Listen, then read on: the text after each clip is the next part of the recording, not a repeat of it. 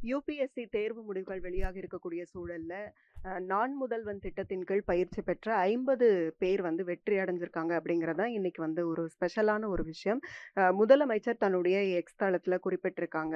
அதாவது ரொம்ப அழகான ஒரு சென்டென்ஸ் அது. அதாவது இந்த திட்டம் எதற்காக தொடங்கப்பட்டது அப்படின்னா, நான் மட்டும் முதல்வன் அல்ல, தமிழகத்துல இருக்கக்கூடிய ஒவ்வொருவரும் முதல்வனா ஆகணும் அப்படிங்கிற அந்த முனைப்போட தொடங்கப்பட்ட ஒரு திட்டம் அப்படின்னு குறிப்பிட்டிருந்தாங்க.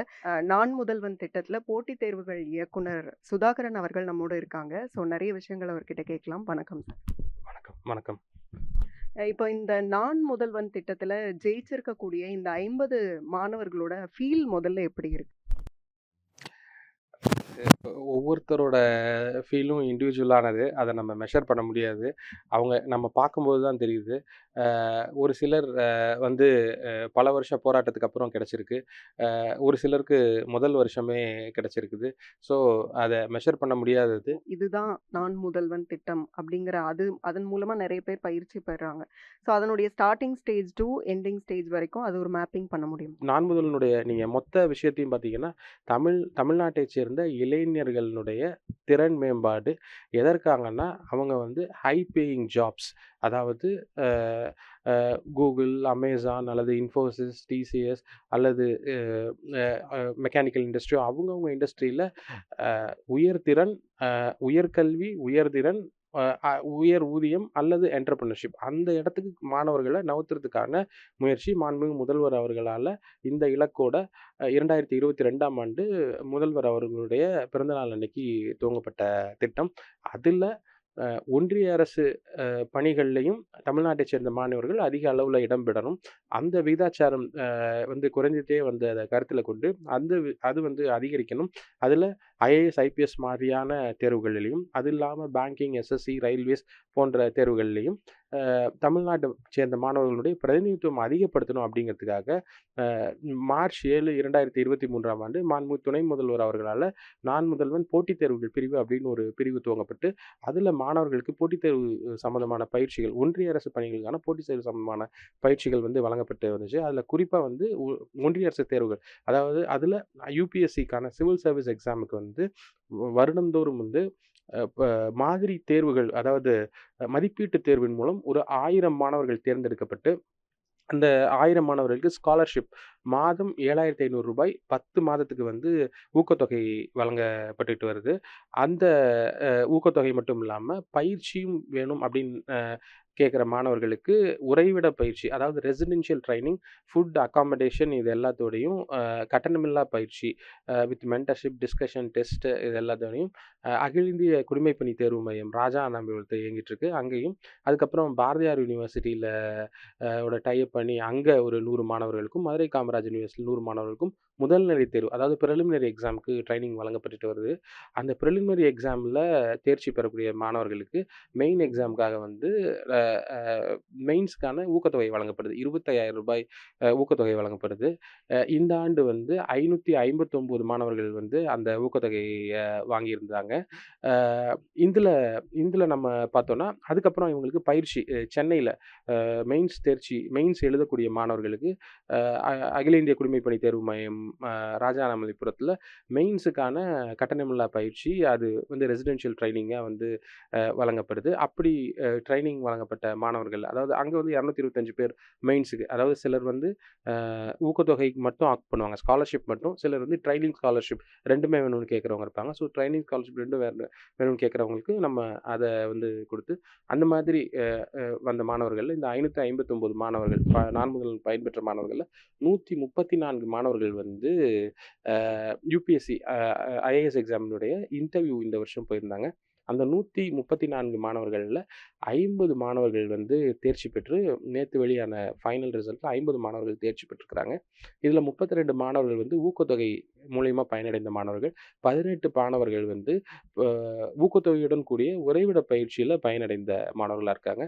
குறிப்பா இதுல தமிழ்நாட்டுல முதல் ரேங்க்கும், ஆல் இண்டியா லெவல்ல 23வது ரேங்க்கும் எடுத்த திரு சிவச்சந்திரன் அவர்கள், அவர் வந்து சொந்தமா படிச்ச மாணவர். அவர் கடந்த ஆண்டும் நான் முதல்வன் திட்டத்தில மெயின்ஸ்ல ட்ரெய்னிங் எடுத்துக்கிட்டாரு. ரெசிடென்ஷியல் ட்ரெய்னிங் எடுத்துக்கிட்டாரு நம்மகிட்ட. அ அ கடந்த ஆண்டு இன்டர்வியூ போனாரு. கடந்த ஆண்டு அன்பார்ச்சுனேட்லி அவரோட நேம் ஃபைனல் ரிசல்ட்ல. இந்த ஆண்டு அவர் தொடர் முயற்சி பண்ணி இந்த ஆண்டு வந்து நான் முதல்வன் திட்டத்தில் ரெசிடென்ஷியல் ட்ரைனிங் பண்ணிவிட்டு அதுக்கப்புறம் இந்த ஆண்டு இன்டர்வியூ போய் இந்த ஆண்டு வந்து தமிழ்நாட்டு அளவில் முதலிடமும் அகில இந்திய அளவில் 23வது இடமும் வந்து பெற்றிருக்கிறார். இது எப்படின்னா 2021ஆம் ஆண்டு எடுத்துக்கிட்டிங்கன்னா வந்து 27 பேர் தான் தமிழகத்திலேருந்து செலக்ட் ஆகிருக்கிற நிலை வந்துச்சு. அடுத்த வருஷம் 36 பேர் தான் இருந்துச்சு. அந்த 36 பேர்லேயும் முதல் 100 ரேங்க்கில் ஒருத்தர் கூட இல்லாத ஒரு நிலைமை வந்து இருந்துச்சு. அதுக்கு அடுத்த வருஷம் 2023ஆம் ஆண்டு ரிசல்ட்டு பார்த்தீங்கன்னா வந்து 47 பேர் இருந்தாங்க. இந்த ஆண்டு அதில் நம்ம வந்து 44வது ரேங்க் தான் தமிழ்நாட்டிலேருந்து வந்த மாணவரில் ஃபர்ஸ்ட் ரேங்காக இருந்துச்சு. இந்த வருஷம் நம்ம பார்த்தோம்னா 57 மாணவர்கள் செலக்ட் ஆகிருக்காங்க. அந்த 57 மாணவர்களில் 50 மாணவர்கள் நான் முதல்வன் திட்டத்தின் மூலம் பயனடைந்தவங்க. 18 மாணவர்கள் வந்து ரெசிடென்ஷியல் ட்ரைனிங் அண்ட் ஊக்கத்தொகை பெற்றவங்க. அதில் தமிழ்நாட்டிலேருந்து ஃபர்ஸ்ட் ரேங்க் வந்த சிவச்சந்திரன் 23வது ரேங்க் எடுத்திருக்கிறாரு. ஸோ ரேங்க் அளவில் நம்ம பார்த்தாலும் மாணவர்கள் தமிழ்நாட்டு மாணவர்கள் வந்து முன்னேறி இருக்கிறாங்க. அதுக்கப்புறம் நம்ம வந்து ஓவரால் ரிசல்ட்டில் பார்த்தாலும் நான் முதல்வன் திட்டத்தினுடைய பயனாளிகள் அடிப்படையில் முன்னேறி இருக்கு. தமிழ்நாட்டினுடைய மொத்த எண்ணிக்கை எடுத்துக்கிட்டாலும் அது வந்து கடந்த ஆண்டுகளை ஒப்பிடும் பொழுது முன்னேறி இருக்கு. கிட்டத்தட்ட நம்ம 21 கம்பேர் பண்ணோம்னா இன்னைக்கு வந்து அது கிட்டத்தட்ட டபுள் மடங்காயிருக்கு. இன்னும் பண்ண வேண்டிய தூரம் இருக்குது. அரசு வந்து அதுக்கான தொடர் முயற்சிகளும் அதுக்கான ஃபண்ட் எல்லாம் தந்திருக்கிறாங்க.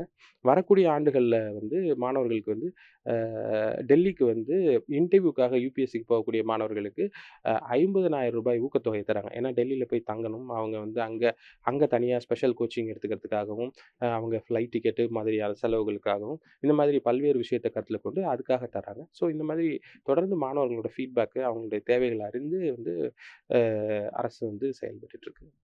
கோச்சிங் அது ரொம்ப முக்கியம். நீங்களும் ஒரு மென்டாரா இருக்கீங்க. நம்மளுடைய கோச்சிங் பொறுத்தவரை டார்கெட்டட் அப்ரோச். அது எப்படின்னா திறமையான மாணவர்கள் இருப்பாங்க. ஒன்று அவங்களுக்கு வந்து ஃபினான்ஷியல் சப்போர்ட் இருக்காது, வசதியின்மை, அதனால் கஷ்டப்படுவாங்க. இல்லை சரியான வழிகாட்டுதல் இருக்காது.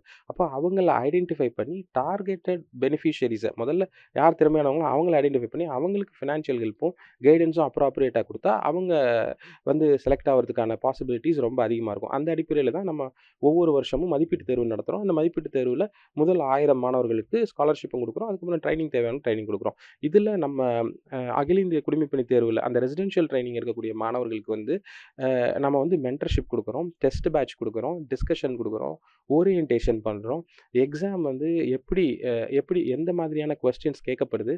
எக்ஸாம் வந்து ஒரு அன்சர்டன் எக்ஸாம். இந்த எக்ஸாம் என்னன்னு சொல்லுவாங்கன்னா யூபிஎஸ்சி யூனியன் பப்ளிக் சர்வீஸ் ஒரு பேர் இருந்தால் கூட அது கலோக்கியலாக வந்து பரீட்சை எழுதுகிறவங்க மத்தியில் இது அன்பிரடிக்டபிள் சர்வீஸ் கமிஷன் அப்படிங்கிற ஒரு பேர் இருக்குது. அப்போது சர்டைன் இல்லாத விஷயத்தை எப்படி ஃபேஸ் பண்ணுங்கிற அந்த சைக்காலஜிக்கலாகவும் மாணவர்களை வந்து தயார்படுத்த வேண்டியதாக இருக்குது. எல்லாமே நம்ம படிச்சுட்டு போக முடியாது. நம்ம கிரிட்டிக்கல் லெவலில் நம்ம படிச்சுட்டு போகணும். அதுக்கு மேலே எக்ஸாம் ஹாலில் வந்து நம்ம எப்படி அப்ளிகேஷன் ஆஃப் மைண்ட் பண்ணணும், எப்படி எக்ஸாம் ஹால் சினாரியோவில் அந்த கேள்விக்கு ஏற்ற மாதிரி நம்ம எப்படி சமாளிக்கணும். இது வந்து ஒரு ரிலேட்டிவ் கேம். யாருமே 100க்கு 100 எடுக்கிறதுல டாப்பர் ஆல் இண்டியா லெவலில் ஃபஸ்ட் ரேங்க் எடுக்கக்கூடிய டாப்பர் வந்து அவருடைய பர்சன்டேஜ் ஆஃப் மார்க் வந்து 53%, 54% தான் இருக்குது மொத்த மார்க்கில் நம்ம பார்த்தோம்னா. அப்போ ரிலேட்டிவ் கேம். நம்ம மற்றவங்க எல்லாத்துக்கும் தெரிஞ்சது நமக்கு தெரியணும். அதோட ஒரு ஸ்டெப் முன்னாடி இருக்கணும். அதுக்கு நம்ம என்ன பண்ணணும் அப்படிங்கிறத தான் பார்க்கணுமே ஒழிய மொத்த கொஷின் பேப்பரை பார்த்து நம்ம பயந்துடக்கூடாது. ஐயோ இதில் வந்து எனக்கு 40 கொஷின் தெரியலையே, 60 கொஷின் கூட போதும். நீங்கள் ஆனால் 60ல் 55 கரெக்டாக வரீங்களா, அதுதான் முக்கியம். இல்லை அதில் வேறு ஸ்ட்ராட்டஜிஸ் இருக்குது. ஸோ அந்த ஸ்ட்ராட்டஜி வந்து மாணவர்கள்ட்ட கடத்துகிறோம். அதில் ஐஏஎஸ் ஐபிஎஸ் ஆஃபீஸர்ஸ் ரீசெண்டாக பாஸ் பண்ணவங்க, வேறு ஸ்டேட்லேருந்து பாஸ் பண்ணி நம்ம ஸ்டேட்டுக்கு வந்த நியூ ஐஏஎஸ் ஆஃபீஸர்ஸு, வெவ்வேறு ஆப்ஷன் எடுத்தவங்க. ஸோ இந்த மாதிரியான எக்ஸ்போஜர்ஸ் வந்து மாணவர்களுக்கு கொடுக்குறோம். இப்போ அந்த 1000 மாணவர்களை தேர்வு செய்கிறேன்னு சொல்கிறீங்க இல்லையா? ஸோ ஆஸ்பிரன்ஸ் வந்து ஸ்டூடெண்ட்ஸாக இருக்கும்போது அவங்க வந்து அந்த 1000 பேருக்குள்ளே ஒருத்தங்களாக வரணும்னா அவங்க என்ன செய்யணும்? அதாவது சிலருக்கு அதுவே ஒரு கடினமான விஷயமா இருக்கும். அப்போது சரி அதை கருத்தில் கொண்டு என்ன பண்ணுறோம் அப்படின்னா நான் முதல்வன் வந்து அகில இந்திய குடிமைப்பணி தேர்வு மையத்தினுடைய AICS CC அப்படிங்கிற நோட் பண்ணிக்கோங்க இந்த சேனலில் AICS CCTN அப்படின்ட்டு ஒரு சேனல் நடத்தப்படுது, யூடியூப் சேனல். அந்த சேனலில் கிட்டத்தட்ட 1.5 லட்சம் மாணவர்களுக்கு மேலே சப்ஸ்கிரைபராக இருக்காங்க. அதில் மொத்த கோர்ஸும் ஃப்ரீ கோர்ஸாக போடப்பட்டிருக்குது. ஜியாகிரஃபி, எக்கனாமி, ஹிஸ்ட்ரி, பாலிட்டி, இது எல்லா கோர்சஸும் ஃபவுண்டேஷன் கோர்சஸை வந்து அடிப்படையான விஷயங்களை மாணவர்களுக்கு ஃப்ரீயாக நடத்தியிருக்கோம். ஒவ்வொரு டாப்பிக்லேயும் ஒரு 40 மணி நேரத்துக்கு மேலே வீடியோ போட்டிருக்கிறோம். அப்போ அதை பார்க்கும்பொழுது அடிப்படைகள் மாணவர்கள் ஃபார்ம் ஆகணும். அப்போ அடிப்படைகளை பார்த்துட்டு அதுக்கப்புறம் ஃபண்டமெண்டல் புக்ஸை படித்தாங்கன்னா அவங்க அதுக்கு தயாராகிடுவாங்க. நம்ம யூபிஎஸ்சி லெவல்லே கேள்வி கேட்க மாட்டோம். யூபிஎஸ்சியோட ஒரு 2 ஸ்டெப் கம்மியாக தான் கேட்போம். ஸோ தட் ஏன்னா யூபிஎஸ்சி லெவலில் தேர்வு வைக்கிறதுக்கு நாம இல்லை. அவன் யூபிஎஸ்சி லெவலில் இருக்கிறவன் அவனே படிச்சுப்பான் இல்லையா? அதோட அடுத்த ஸ்டெப்பில் இருந்து அடுத்த ஒரு 2 ஸ்டெப் கம்மியாக வச்சு அதிலிருந்து மாணவர்களை தேர்ந்தெடுத்து அவங்கள நம்ம அடுத்த லெவலுக்கு கொண்டு போகிறது தான் நம்மளோட பணியாக இருக்குது. ஸோ அதுக்கான எல்லா ஃபண்டமெண்டல்ஸையும் ஃப்ரீயாக இந்த யூடியூப் சேனல் வழியாக வழங்குறோம். Thank you so much.